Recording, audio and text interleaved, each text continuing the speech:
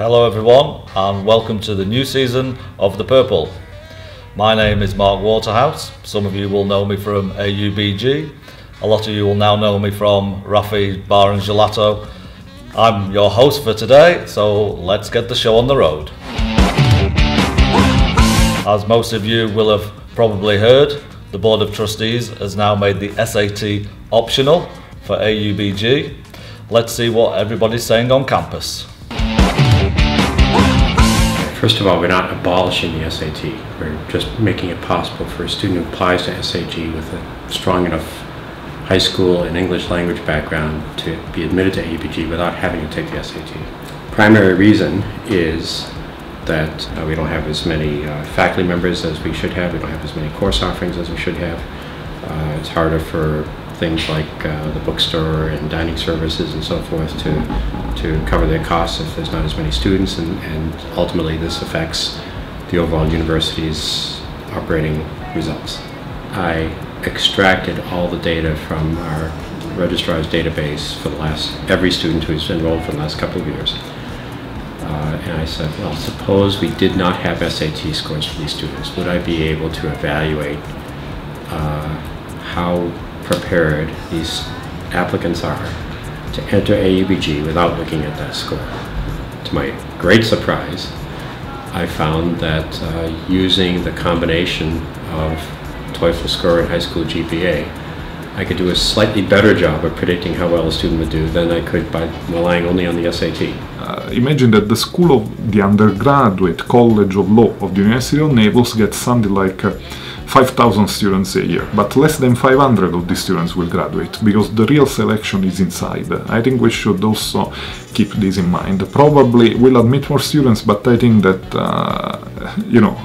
we will be more selective here. This has been something that was proposed long ago and routinely denied back in those days, and so now all of a sudden we've got it. It took 3 years to pass it. Is it going to do any good?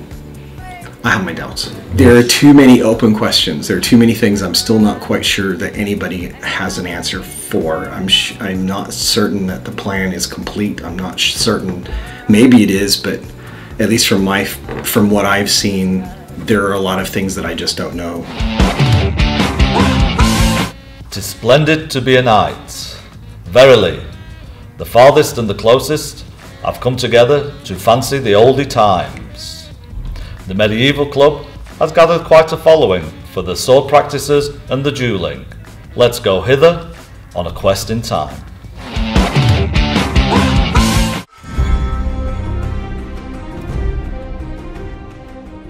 Medieval Club is the student-run side of the SCA, Society for Creative Anachronism, and it started last year when two students that were part of SCA decided they wanted to make it a student club as well, to get some funding from student government, and also just to break away from the strictures that are part of being of the SCA, because the SCA requires a lot of historical accuracy and faithfulness to the times.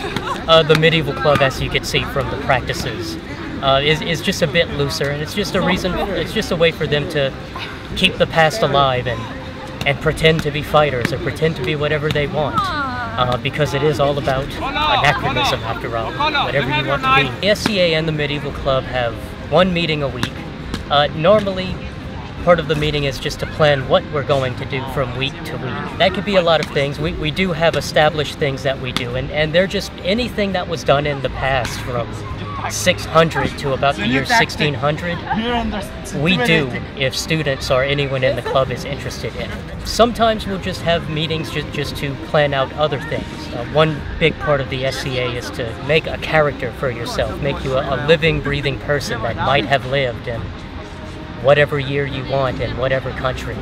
So we'll have meetings where we devote time to building a persona for people, finding a name, finding a job and a family history and a place to be from. As for big events, the big event we have planned for this year is going to happen next month, and that is a tavern night. Just basically reinvent what a tavern would have been like in a medieval European town. complete with drinks, ales, and meads like they would have drank. Yes, costumes too, food, and one of my favorite parts is going to be music. Actual songs from the medieval times. Next semester we have plans to do a pilgrimage that's going to start over here at the ABF and then travel up to the cross on top of the mountain. So really our agenda is, if they did it in the past, we do it now, just without the sexism. I hope you enjoyed the episode. Have a great week, guys. Live colourfully.